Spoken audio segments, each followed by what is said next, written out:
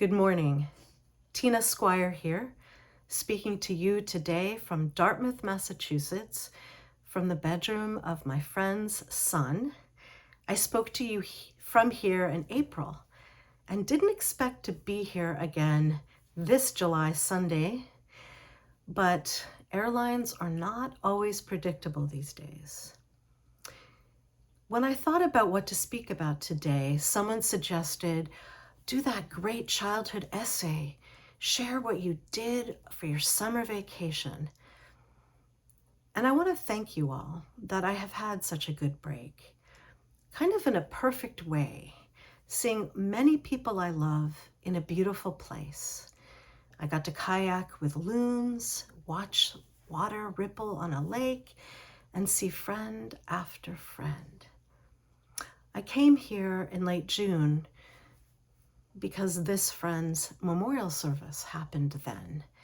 But it seems as if since then, the universe has figured out a way to bring healing. You've lost this dear friend? Well, let me supply you, not with any kind of replacement, but with other dear friends to help you heal.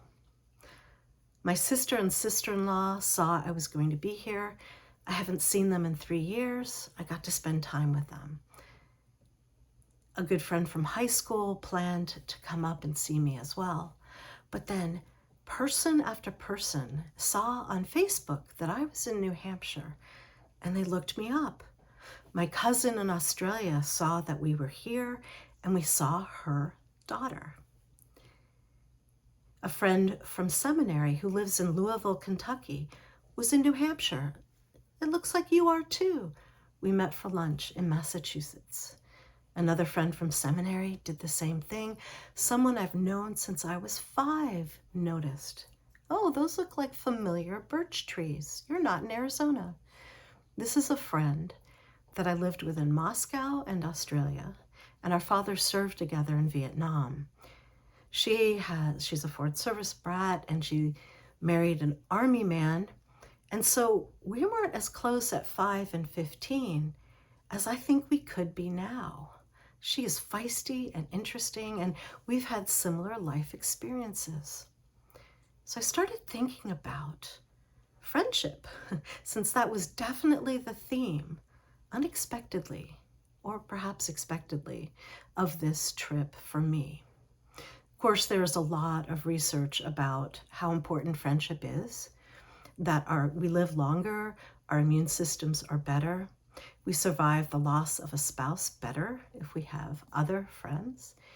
Even one study shows that if someone names you as a good friend in high school, you're more likely to earn more in life.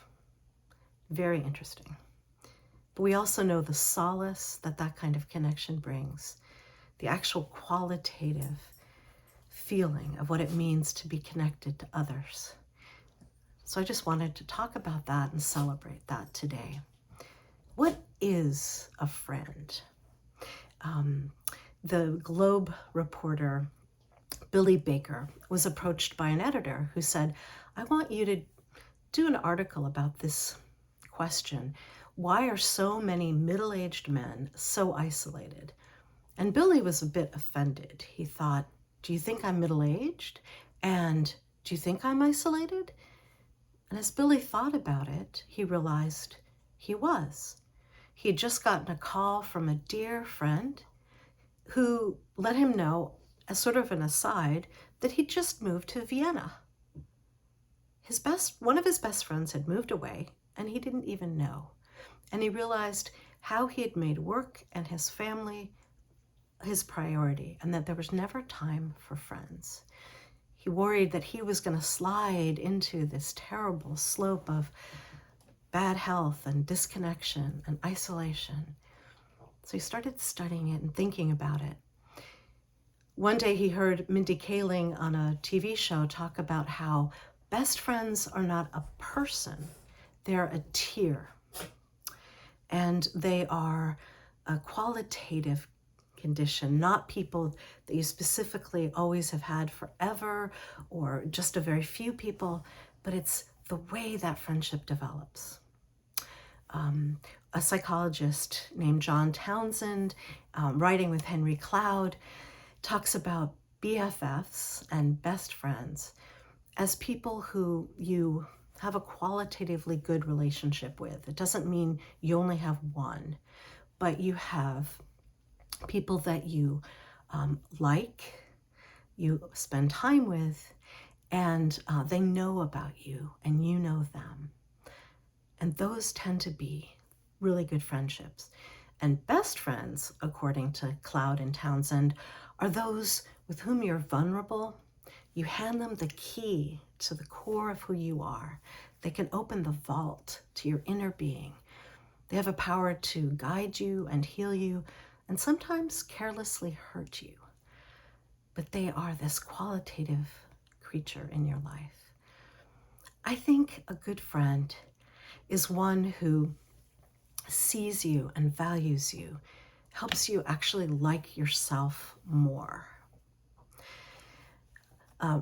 Reverend Linda Susan Ulrich, a UU minister, writes a beautiful essay about her really good friend who is truly a rock star. And she calls it amplified thousandfold. And that's how she feels in his presence. He is Ty Taylor, and his rock group is Vintage Trouble. And they grew up together. They went to elementary school and high school. And she talks about how hard it is to be a fat person in this country. But with him, she remembers an afternoon where they planned music for their a cappella singing group to do together. And she felt connected. She felt like she had a colleague. She felt that sense of joy and connection she does now planning worship with other ministers. She said that when I invited him to the prom, he turned me down gently, explaining, he'd already asked someone else, but he never made it a joke that a fat girl would ask a rock star to the prom. Friends make us actually like ourselves. They value us. They see us. They want to be in our presence. There's an absolutely beautiful essay called These Precious Days in the book These Precious Days. It's a book of essays by Ann Patchett. And she writes of a relationship she just had later in life with Suki Raphael, who was Tom Hanks' assistant. Over the years, Anne would meet with Tom at book groups and at bookstores,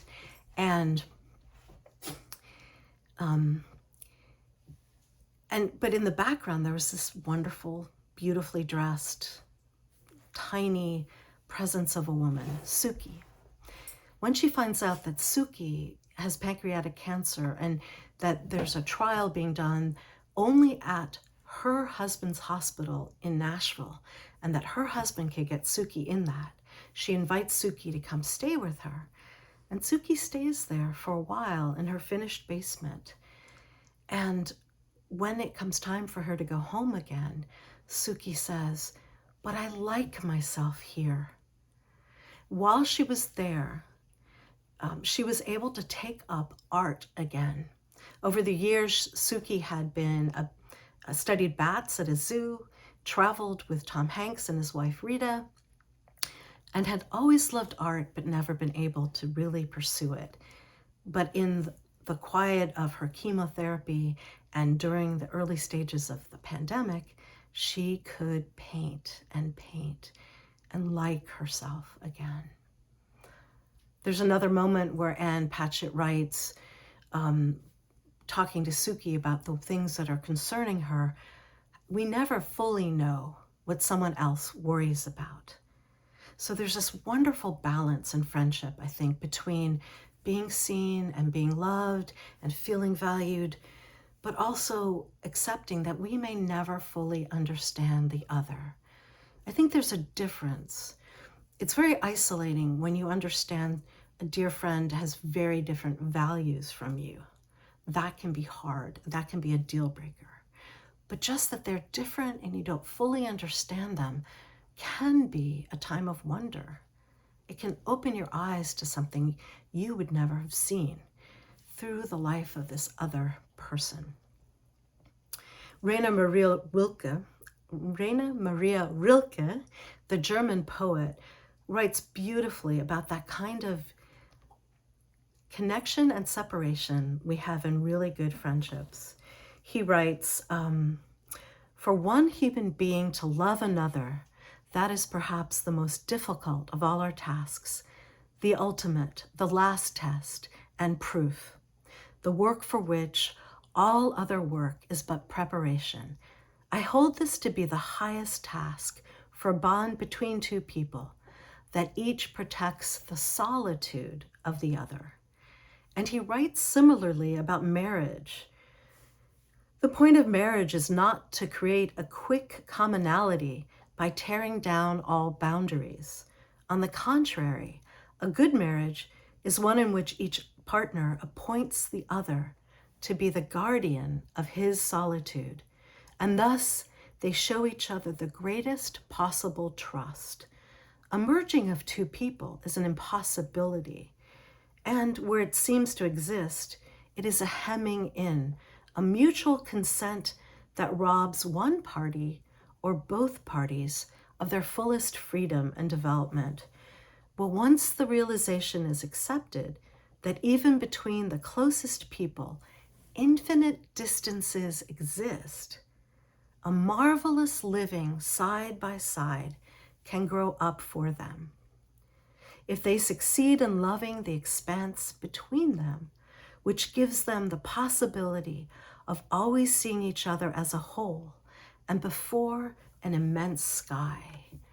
There's this really interesting balance between feeling connected, feeling seen, feeling like you have things in common, that moment when you really get each other and you feel understood, but also acceptance of the difference, of the wonder of two unique human beings being together with each other. I think that, for me, summarizes a lot of what is good about friendship. But how do we make these connections? How do we strengthen them?